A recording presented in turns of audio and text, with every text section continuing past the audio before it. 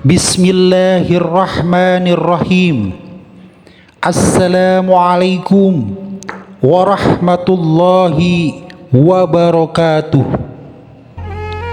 Allahumma salli ala Sayyidina Muhammad wa ala ali Sayyidina Muhammad. Di sini saya akan menyampaikan bagaimana memberi pemahaman bahwasanya Nabi Isa alaihi salam tidak lebih baik dari Nabi Muhammad sallallahu alaihi wasallam. Begitu juga sebaliknya. Dalam hal turun di akhir zaman, banyak orang salah dalam memahami perihal turunnya Nabi Isa alaihi salam di akhir zaman, di mana seakan-akan Nabi Isa alaihi salam itu masih hidup saat diangkat. Bahkan para pemuka agama sekalipun terkesan memaksakan dalam menjawab dan menjelaskan perihal ini. Dalam ajaran agama Islam sangatlah jelas disampaikan bahwa sebagai seorang muslim tidak diberikan untuk membanding-bandingkan di antara para utusan Allah Subhanahu wa ta'ala dalam hal utusan yang satu lebih baik dari utusan yang lainnya. Dan para utusan itu pun paham kalau mereka sebagai utusan tidak merasa lebih baik dari utusan yang lainnya. Lalu apa sebabnya kita dilarang untuk membanding-bandingkan para utusan Allah itu? Setiap para utusan Allah Subhanahu wa ta'ala diberikan kelebihan atau mujizat yang berbeda-beda. Itu menyesuaikan dengan keperluan yang dibutuhkan para utusan itu.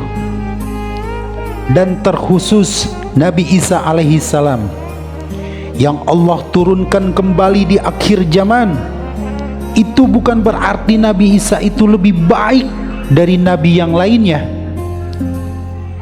Bahkan hanya karena Nabi Isa alaihi salam dianggap masih hidup saat diangkat, dianggap juga sebagai salah satu kelebihan Nabi Isa alaihi salam dibanding nabi-nabi yang lainnya.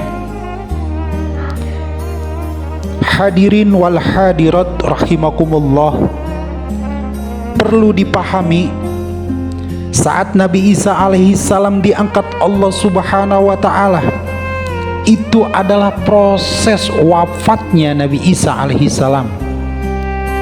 Dan saat diangkat Nabi Isa itu pun bukan ditempatkan di surga, tapi menjadi penghuni langit bersama dengan nabi-nabi yang lainnya. Dan kalau Nabi Isa masih hidup, dan kalau Nabi Isa masih dianggap melebihi dari Nabi Muhammad atau nabi-nabi yang lainnya, hanya karena Nabi Isa alaihi salam masih Allah turunkan di akhir zaman, itu adalah sebuah pemahaman yang keliru. Karena Nabi Isa alaihi salam diturunkan di akhir zaman tidak dalam bentuk wujud seorang manusia, tapi dalam bentuk wujud gaib atau dalam wujud jiwa seorang manusia. Dan hanya Al-Mahdi yang menjadi saksi atas turunnya Nabi Isa alaihi salam di akhir zaman. Hadirin wal hadirat rahimakumullah. Sedangkan Nabi Muhammad sallallahu alaihi wasallam datang di akhir zaman dalam wujud johir seorang manusia dan bisa bereinkarnasi langsung ke manusia itu. Kenapa di saat melakukan sholat berjamaah Nabi Isa alaihissalam bertindak sebagai makmum ketika sedang sholat bersama Al-Mahdi, sedang Al-Mahdi yang menjadi imamnya.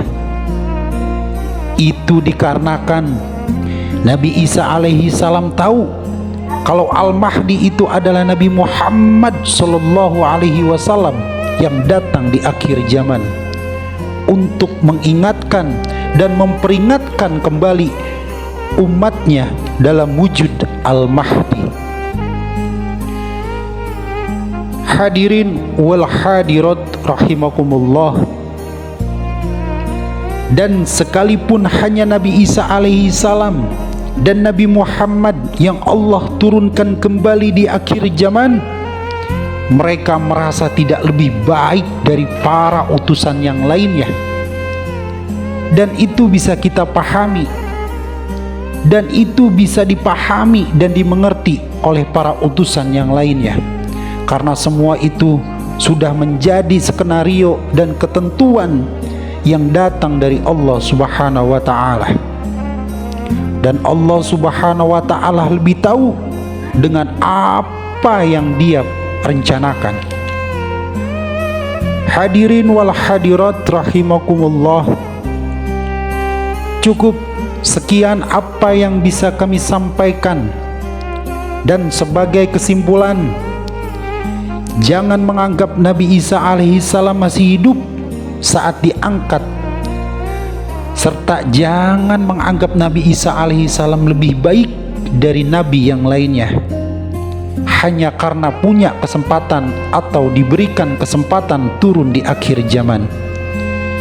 Karena ada nabi lainnya yang juga didatangkan Allah Subhanahu wa ta'ala di akhir zaman dalam bentuk wujud yang lebih sempurna, yakni kedatangan Nabi Muhammad sallallahu alaihi wasallam dalam wujud Al-Mahdi.